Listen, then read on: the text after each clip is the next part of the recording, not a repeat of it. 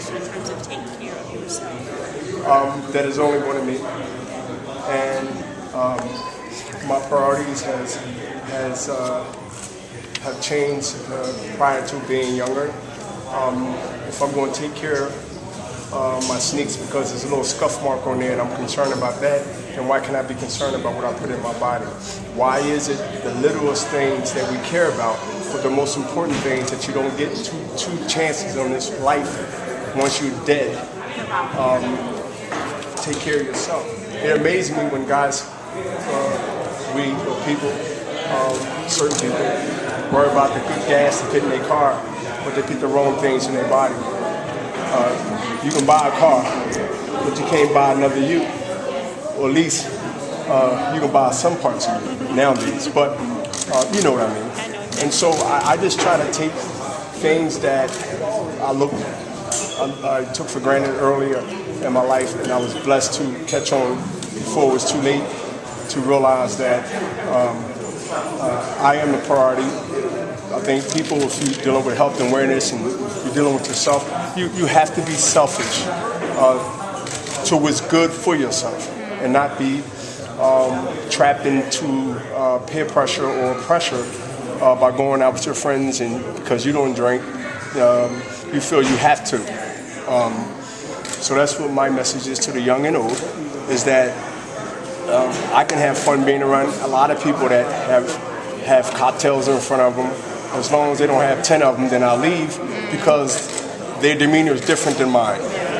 And I'm gonna feel like I'm babysitting, or I'm gonna feel like I'm not in the conversation of a person that had a few drinks compared to a person that didn't have one. There's a thing called, you have to have something in common with your company to become your company. Judge not me who I am, but judge who I hang with. And that's an old lesson, old tale, that's the truth. You rarely see smart people around people that's not smart. It's because they have a different mindset. Their priorities are different. And so try to surround yourself around people that care about themselves, and they will care about you. That's lesson 101. That's not even the cookbooks. That's just life that spills over to how you treat your body and treat your life. It's all connected. Absolutely. Somewhere down the line, it's all connected. What does age have to do with it? It's what? What does age have to do with it? A lot of people saying, oh, you get this age, you talked about a little bit about being 40.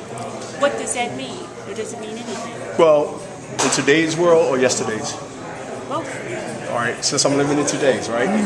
I'll speak about today. 40 in today's world has a lot to do with yesterday. Yesterday prepared me for being where I am now. With some good fortune involved, obviously. But at the end of the day, work without prayer is a fool. I can pray to be healthy, but if I don't treat my body healthy, then I'm just praying. You are what you eat, you are who you are.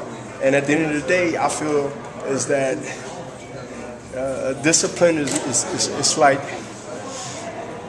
it's the biggest challenge for human beings that live in a society where things is so right there for you to grab.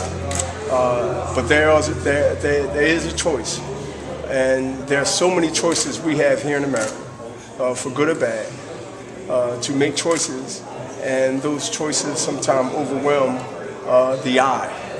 The favorite, I guess, saying is that your eyes got bigger than your stomach. We all been victims. We all been suspect of letting our eyes control not only our ambitions, but our stomachs and what we think we want compared to what we need. A lot of things we want, but do we need? And it goes back to the basics. I went a little deep, but it comes back to that square circle again, is that 40 to me brings upon what I learned in my 30s, preparing me in my 40s. There's not everybody that's 40 is not, that doesn't mean they're the brightest people in the world. I think age do give you experience because you've been here longer than a 20-year-old. Most likely you have seen and experienced as much as a 20 years old. If you didn't, it's a problem. So either way you're done. If you're 40 years old, didn't experience with a 20-year-old experience. I'm talking about overall, like life lessons. then it's a problem that you've been living in a house, in a box, or not in reality. And then there's a thing called what you've been exposed to. Boxing exposed me to traveling around the world and seeing different things other than Raymond Rosen projects, Germantown and Monterey. So when you travel and you get a chance to meet people of different culture, different beliefs, different standards, different way of life, different way of conversation, you get to learn things that you was ignorant to.